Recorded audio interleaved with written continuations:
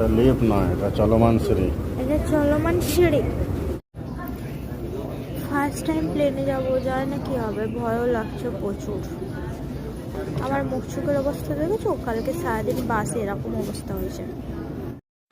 সত্যি বলতে আমি এত ভয় পেয়েছিলাম না, এত ভয় পেয়েছিলাম, কিন্তু হাজব্যান্ডকে বলিনি।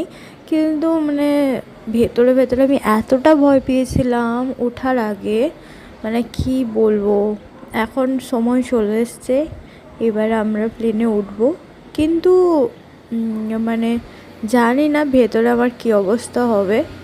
আচ্ছা, প্রথমবার প্লেনে উঠলে তোমাদের কাদের কাদের এরকম ভয় লাগে? আমাকে মানে ভয় লেগেছে আমাকে জানিও কিন্তু।